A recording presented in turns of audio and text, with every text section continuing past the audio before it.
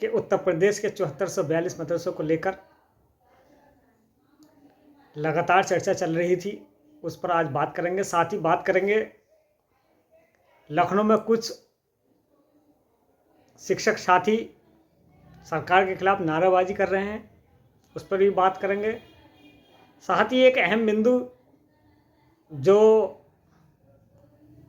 मदरसा act संशोधन को लेकर है, उस पर आज विस्तारपूर्वक चर्चा करने के लिए जा रहे हैं। साथियों, वीडियो में अंत तक बने रहें और जो टीचर्स चैनल पर नए हैं चैनल को सब्सक्राइब कर लें। साथियों, जैसे कि मैंने पूर्व में भी बताया था कि राज्य सरकार और माननीय सर्वोच्च न्यायालय की गाइडलाइन के अनुसार उत्तर प्रदेश के 7442 मदरसों में कार्यरत 22,000 मदरसा टीचर्स के लिए तत्पर है और इस स्कीम का प्रस्ताव जो कि एक कैबिनेट में विस्तार पूर्वक चर्चा के लिए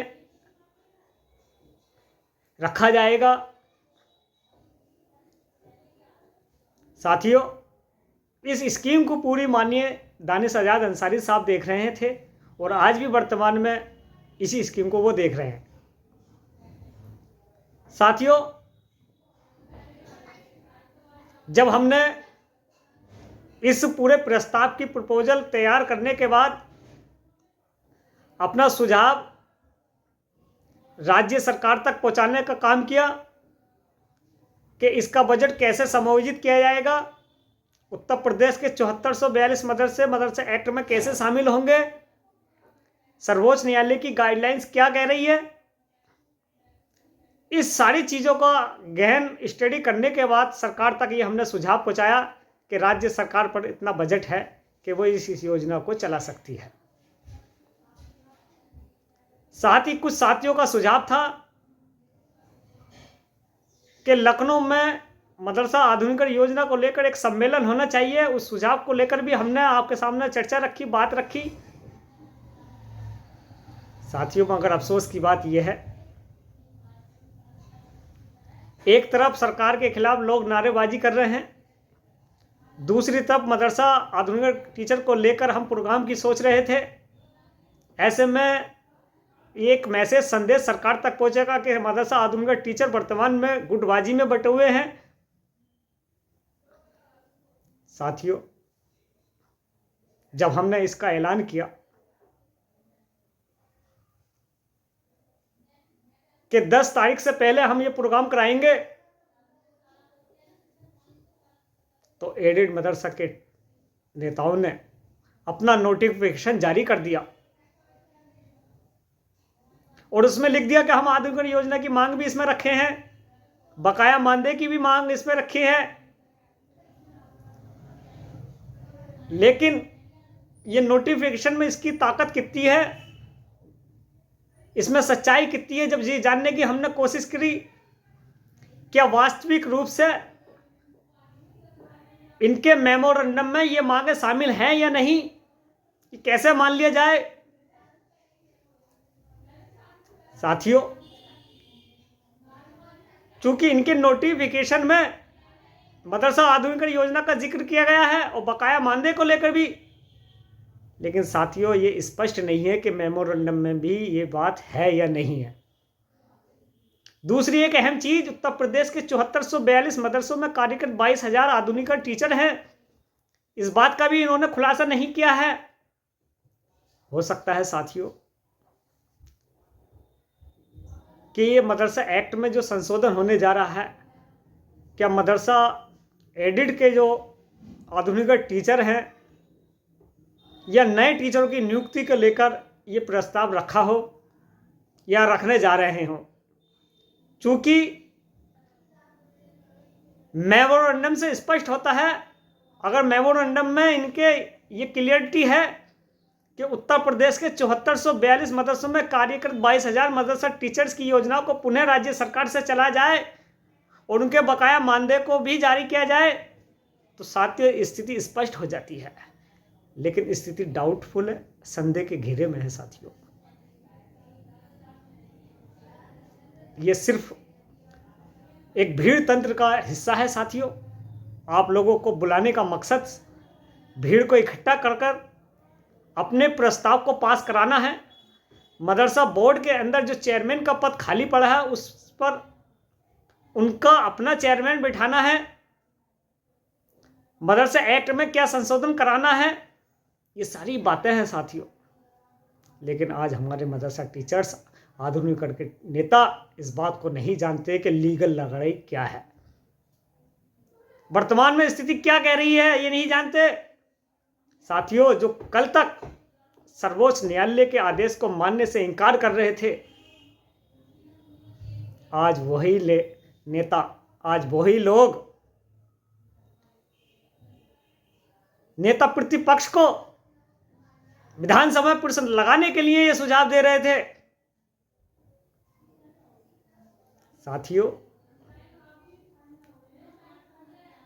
मैंने पहले भी बताया था कि सरकार मदरसा एक्ट में संशोधन करेगी और सर्वोच्च न्यायालय की गाइडलाइंस पैराग्राफ 6 स्पष्ट कह रहा है 1993 SPQM योजना। लेकिन हमारे साथी नहीं समझ पा रहे साथियों, मैं आप लोगों से गुजारिश कर रहा हूं, अगर सरकार के खिलाफ नाराबाजी करने से आपकी योजना पटल पर आ जाए या सुचारू रूप से चलने लगे, साथियों ऐसा वक्त नहीं है। आप केवल धरने में बैठकर एडेड मदरसों को प्रोटेक्शन देने का काम कर रहे हैं, उनको एनर्जी देने का काम कर रहे हैं। इससे स्थिति स्पष्ट हो जाती है साथियों। अगर उत्तर प्रदेश का मदरसा आधुनिक टीचर 1 रुपया भी धरने में बैठे लोगों को अगर दे रहा है तो इससे सीधा फायदा एडेड मदरसा के टीचर्स को हो रहा है, उनके प्रोग्राम को फायदा मिल रहा है साथियों। अगर आप सरकार के खिलाफ नारेबाजी करने जा रहे हैं तो आप एडेड मदरसा को फायदा पहुंचाने जा रहे हैं साथियों। अगर वाकई आप आधुनिक टीचरों से हमदर्दी रखते हैं और इंसानियत और मानवता के नाते ईमानदारी से आप ये दिखाना चाहते हैं कि हम आधुनिकीकरण के नेता हैं और काम कराना जानते हैं, तो मैं आपको चैलेंज कर रहा हूं कि 10 तारीख का प्रोग्राम लगाइए। आप 9 तारीख का प्रोग्राम लीजिए, दिखाइए कि आधुनिकीकरण योजना के अंतर्गत उत्तर प्रदेश के 7442 मदरसे मदरसा एक्ट में शामिल हो। लेकिन साथियों ये नहीं कर सकते। क्यों? क्योंकि इन्होंने धरना जो लगाया है साथियों सिर्फ एडेड मदरसा के टीचरों को फायदा पहुंचाने के लिए लगाया है। अगर आप आधुनिकीकरण योजना से संबंधित आधुनिक टीचरों को फायदा देने का काम कर रहे हैं तो आप माननीय मंत्री दानिश सज्जाद अंसारी का प्रोग्राम लगवाइए। 11 दिसंबर को उनका प्रोग्राम होने जा रहा है, आप 10 तारीख का प्रोग्राम लगाइए, आप 9 तारीख का प्रोग्राम लगाइए, आप 8 तारीख का प्रोग्राम लगाइए, उससे पहले आप करिए काम। और अगर आप 11 तारीख तक आप अनिश्चितकालीन धरना देकर सरकार के खिलाफ नारेबाजी करने जा रहे हैं तो आप सीधा प्रोटेक्शन आप एडेड मदरसा को दे रहे हैं, आप उनकी ताकत को मजबूत कर रहे हैं। आज तमाम उत्तर प्रदेश के टीचर्स का फोन आए साथियों, मैं उन लोगों तक अवगत करा दूं, अगर एडेड मदरसे के नोटिफिकेशन और मेमोरेंडम में साफ स्पष्ट ये लिखा है कि उत्तर प्रदेश के 7442 मदरसों में कार्यरत 22,000 मदरसा टीचर की योजना को दोबारा चलाया जाए तो समझ लेना ये आपका प्रस्ताव में शामिल है। और खाली अगर ये लिख दिया जाए आधुनिकीकरण योजना शामिल की जाए तो वो एडेड मदरसों के लिए ही मांग कर रहे हैं साथियों। ये मैं आप लोगों को स्पष्ट बता दूं। मदरसा बोर्ड का चेयरमैन जब तक आपके फेवर का नहीं होगा, आपकी सपोर्ट का नहीं होगा, आप कुछ नहीं कर सकते। आज मैं आप लोगों से गुजारिश कर रहा हूं साथियों, ये वो कदम उठाने का वक्त है, ये कानूनी दावपेच का वक्त है, लीगल एडवाइजरी का वक्त है। सर्वोच्च न्यायालय के आदेश अनुसार उसकी स्टडी कीजिए, आप उसको समझने की कोशिश कीजिए। आप उत्तर प्रदेश के 7442 मदरसों को मदरसा एक्ट में शामिल करें, सेवा नियमावली में शामिल करें। अगर आप ये रूपरेखा तैयार करने में असफल हैं तो आप कामयाब नहीं हो सकते साथियों।